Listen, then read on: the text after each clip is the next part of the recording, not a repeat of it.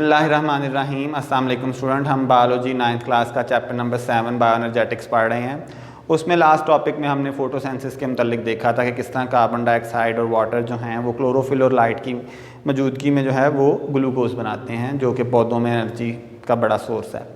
तो आगे हमने छोटा सा ये टॉपिक है, इसके अंदर देखेंगे कि फोटोसेंसिस का मैकेनिज्म कैसा होता है। दो बेसिक प्रोसेसेस हैं, एक लाइट रिएक्शन कहलाता है, दूसरा डार्क रिएक्शन कहलाता है। आज हम उनका तारुफ देखेंगे और उसके बाद जो है वो आगे हम इन दोनों टॉपिक्स को फर्दर तफसील के साथ जो है वो डिस्कस करेंगे।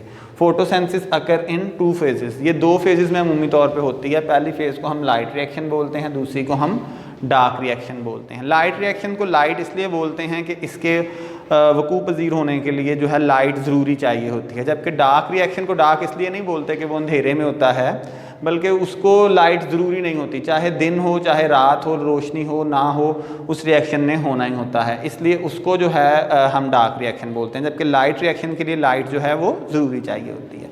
तो हमें बता रहा है कि during first phase light energy is use to make high energy molecules. अगर हम ये डायग्राम भी साथ देख लें तो ये बेसिकली क्लोरोप्लास्ट है। क्लोरोप्लास्ट आपको पता है कि प्लांट सेल के अंदर पाया जाता है।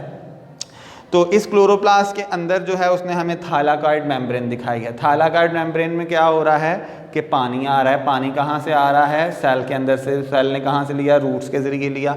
पानी आ रहा है और लाइट की मदद से जो है ये पानी टूट रहा है और ATP और NADPH बन रहे हैं थाइलाकॉइड मेम्ब्रेन में। वो बन के थाइलाकॉइड मेम्ब्रेन से बाहर निकल रहे हैं। उसके इर्द गिर्द क्या होता है? थाइलाकॉइड में स्ट्रोमा होता है। स्ट्रोमा ऐसी है जैसे सेल के अंदर साइटोप्लाज्म होता है, तमाम ऑर्गेनेल्स के गिर्द जो है वो साइटोप्लाज्म होता है, इस तरह से इसके अंदर भी जो है वो स्ट्रोमा एक लिक्विड पाया जाता है। तो वो कहता है कि जनाब ये during first phase light energy is used to make high energy molecules. Light की मदद से हम हाई एनर्जी मॉलिक्यूल्स बनाते हैं, ATP और NADPH। So these reactions are known as light reaction. These reaction take place in thylakoid membranes of chloroplast. ये chloroplast की जो thylakoid membranes हैं वहाँ होते हैं और इनके लिए लाइट ज़रूरी होती है, इस वजह से इनको जो है हम लाइट रिएक्शंस बोलते हैं। तो ये जो ATP और NADPH है ये अब नेक्स्ट रिएक्शन में आ गया, जिसको हम डार्क रिएक्शन बोल रहे हैं। During second phase carbon dioxide is reduced. Reduce mean उसके अंदर हाइड्रोजन ऐड हो रही है। Addition of hydrogen, addition of electron is called reduction.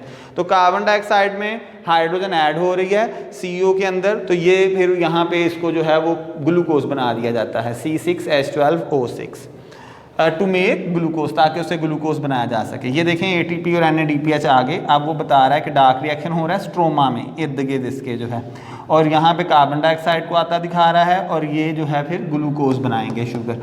अब जब ये ग्लूकोज बन गया तो ATP और NADPH जो हैं ये लेस एनर्जी यूनिट्स बन जाएंगे। ATP से ADP यानी कि एक जो फॉस्फेट है वो उसका जो है वो कम हो जाएगा, एनर्जी यूटिलाइज हुई है ग्लूकोज बनने में, और NADPH जो है इसका H रिमूव हो जाएगा और ये NADP बन जाएगा। These reaction don't use light directly, ये रोशनी को डायरेक्ट इस्तेमाल नहीं करते।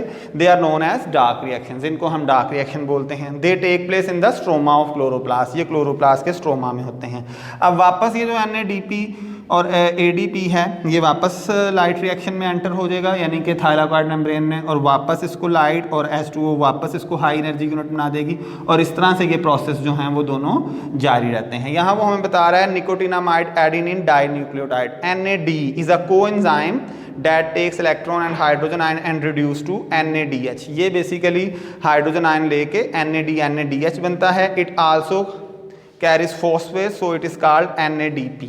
तो यही NADP होता है, तो इसका आपने एब्रीविएशन याद करना है, निकोटिनामाइड एडेनिन डाइन्यूक्लियोटाइड। तो स्टूडेंट्स ये हमने लाइट और डार्क रिएक्शंस का जो है वो तारुफ पढ़ा। अगले टॉपिक्स में हम इन दोनों टॉपिक्स को जो है वो तफसील के साथ पढ़ेंगे। Thank you.